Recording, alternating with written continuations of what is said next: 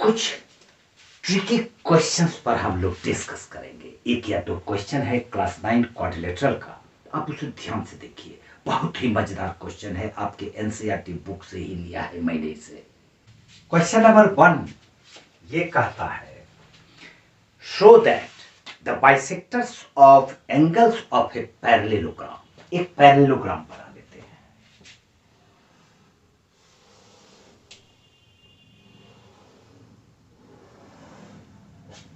ये मान लिया एक पैरेललोग्राम है, ए बी सी और डी। सपोज करो कि ये एक पैरेललोग्राम है एबीसीडी। कहता है the bisectors of angles of the parallelogram.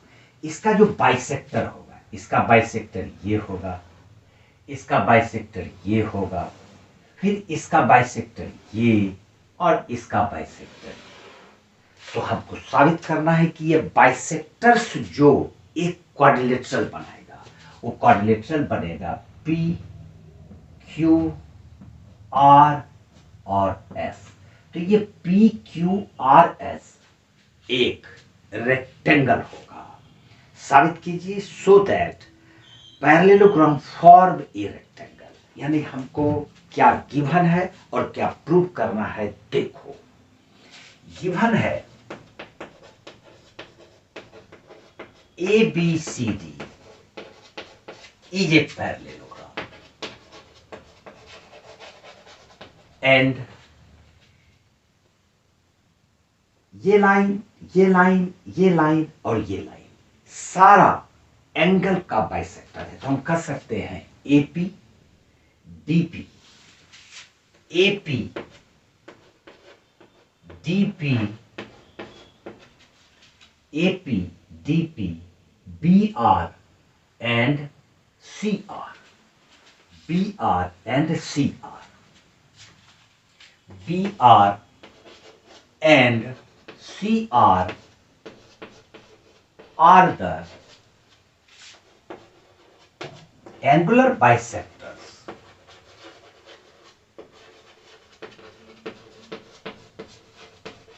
of angle AP.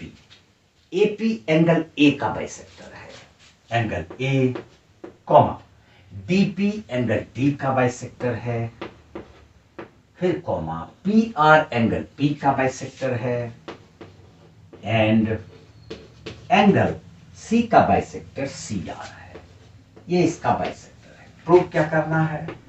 To prove, साबित करना है P Q R S is a rectangle. P Q R S is a rectangle.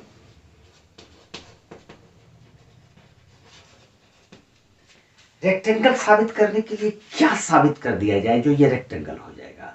Rectangle साबित करने के लिए हम इस एंगल को 90 कर दें, उसके बाद इसको एक पैरेललोग्राम बना दें। एक कंडीशन ये है, या हर एंगल को अगर हम 90 कर देते हैं तो भी ये रेक्टेंगल बन जाता है।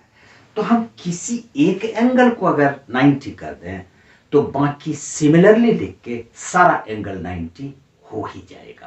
तो अब देखते हैं, प्रूफ में आते हैं इसका। Since AP and DP are angular bisectors, therefore ये एंगुलर बाइसेक्टर है तो ये पूरे एंगल को बाइसेक्ट करेगा। ये दोनों एंगल बराबर हो जाएगा, फिर ये दोनों एंगल बराबर हो जाएगा। ठीक, तो हम कह सकते हैं angle PAB is equal to angle PAD and angle ADP is equal to angle PDC। Bisector है तो दोनों एंगल इक्वल होगा। अगेन फिर हम जानते हैं कि ये पैरेललोग्राम है तो ये दोनों साइड पैरेलल है, तो ये पूरा एंगल ए और पूरा एंगल डी, दोनों angle D plus angle A 180 होगा। Angle A plus angle D is equal to 180, क्योंकि ये दोनों लाइन पैरेलल है। पैरेललोग्राम का सम ऑफ इंटीरियर एंगल्स 180 होता है। दोनों तरफ 2 से डिवाइड कर देते हैं, तो angle A by 2 plus angle D by 2 is equal to 90 degree. A by 2 और डी बाई 2 ये हुआ ए बाई 2, ये हुआ डी बाई 2। ये दोनों एंगल जब 90 हो गया तो इस ट्रायंगल का, in triangle A D B, in triangle A D B, जब दो एंगल का सम 90 है तो थर्ड एंगल तो 90 होगा ही। Angle A P D is equal to 180 degree minus इस दोनों एंगल का सम, और वो है 90 degree is equal to 90 degree. जब ये एंगल 90 हो गया तो इसका वर्टिकली ऑपोजिट एंगल भी 90 हो गया। Therefore angle QPS, angle QPS is equal to 90 degree. एक एंगल 90 कर दिया, उसी तरह से इस एंगल को भी हम 90 प्रूव कर सकते हैं। इधर से ले लेंगे ये वाला एंगल और ये वाला एंगल ले लेंगे, 180 हो जाएगा, हाफ कर देंगे, ये दोनों 90 आ जाएगा। फिर इस ट्रायंगल का ट्रायंगल DQC में दो एंगल का सम 90 है तो थर्ड एंगल 90 होगा ही। इतना करना नहीं है, हम लोग लिखेंगे similarly angle Q is equal to 90 degree, angle R is equal to 90 degree and angle S is equal to 90 degree. और जब सभी एंगल 90 90 90 हैं तो ये एक रेक्टेंगल हो गया।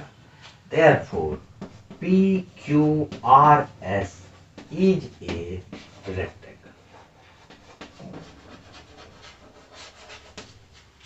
ये क्वेश्चन थोड़ा सा टेक्निकल था, बहुत सारे क्वेश्चंस इसमें हैं जो काफी पेचीदा हैं। एक क्वेश्चन पर हम लोग डिस्कस और करेंगे, उसको देखिए, बहुत ही मजेदार क्वेश्चन है और नहीं समझ में आता है तो कमेंट में जरूर लिखिए। दूसरा तरीका भी है बताने का। ओके, क्वेश्चन नंबर 2 में चलते हैं।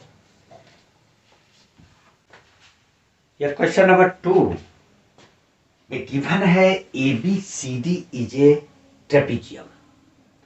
आप जानते हैं ट्रेपीजियम का कोई भी एक पेयर ऑपोजिट साइड पैरेलल होता है। यहां भी AB पैरेलल DC, ये इसके पैरेलल दिया है, गिवन ही है, ट्रेपीजियम है तो है। And AD equal to AD, this is equal to BC, ये भी बराबर दिया है। तो हमको साबित करना है एंगल A और एंगल B इक्वल होगा, एंगल D और एंगल C भी इक्वल होगा। NCERT का ही ये भी क्वेश्चन है। इसको सॉल्व करने के लिए हम लोग ऐसा करते हैं, AB को प्रोड्यूस कर देते हैं। प्रोड्यूस कर दिया, कंस्ट्रक्शन कर सकते हैं। इसके प्रूफ में हम लोग आते हैं, एक कंस्ट्रक्शन करेंगे। कंस्ट्रक्शन में क्या किया, produce AB, produce AB to E तक प्रोड्यूस किया और C से एक लाइन पैरेलल खींच लिया जो AD के पैरेलल होना चाहिए और ये E पर मीट किया। यानी कि कंस्ट्रक्शन में हम लोग प्रोड्यूस AB टू E तक प्रोड्यूस किए, लेकिन draw a line CE parallel to DA, इसके पैरेलल खींचे। ये दोनों लाइन पैरेलल है, this is parallel to this. Okay, इतना कंस्ट्रक्शन अब इसका जो प्रूफ है उसमें देखिए क्या करेंगे हम लोग। ए बी डी सी के पैरेलल है ही, A B is parallel to D C given है, ये तो दिया हुआ ही है। फिर हम लोग A D is parallel to C E या D A is parallel to C E and D A is parallel to C E. यहां पर लिखेंगे बाय कंस्ट्रक्शन, ये कंस्ट्रक्शन किया था। क्वाड्रिलेटरल की एक प्रॉपर्टी के मुताबिक अगर क्वाड्रिलेटरल का ऑपोजिट साइड्स पैरेलल हो तो वो पैरेललोग्राम होता है, तो ये एक पैरेललोग्राम हो गया। Therefore A D C E, A D C E is a parallelogram. ये पैरेललोग्राम हो गया, कर सकते हैं क्लियरली। और जब ये पैरेललोग्राम हो गया तो इसका AD is equal to CE हम कह सकते हैं। Therefore AD is equal to EC। ये पैरेललोग्राम का प्रॉपर्टी है, अगर पैरेललोग्राम है तो ऑपोजिट साइड्स इक्वल होगा। AD is equal to EC। लेकिन हमको गिवन क्या है, गिवन है एक और था ना, AD is equal to BC, but AD is equal to BC, ये गिवन था।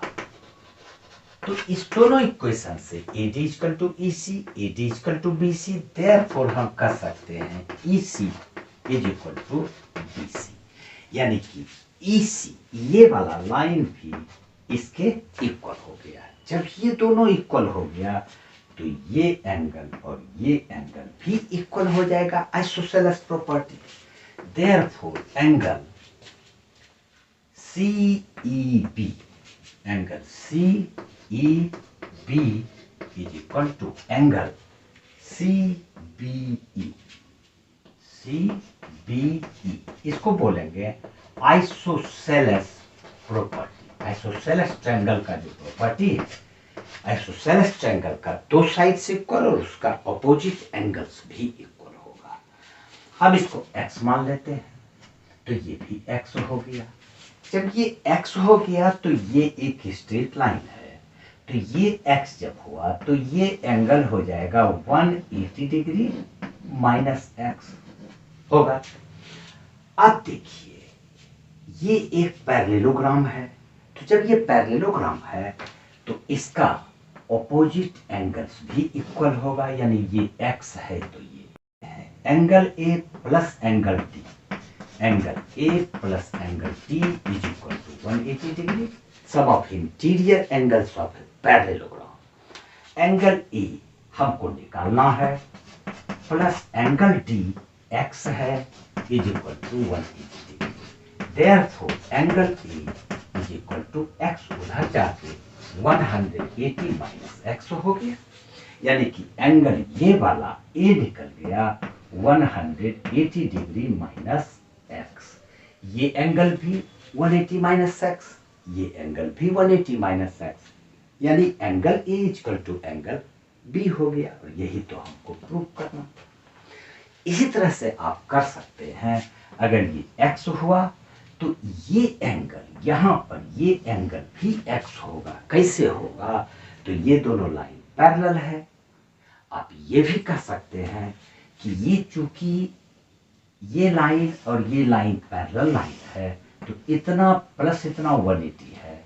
अगर ये 180 माइनस x है तो ये x होगा ही, क्योंकि 180 में 180 माइनस x अगर सब्ट्रैक्ट करते हैं 180 में हम माइनस करेंगे इस एंगल को, minus 180 degree minus minus plus x, ये कैंसिल होकर x ही बचेगा, तो ये एंगल भी x हो गया।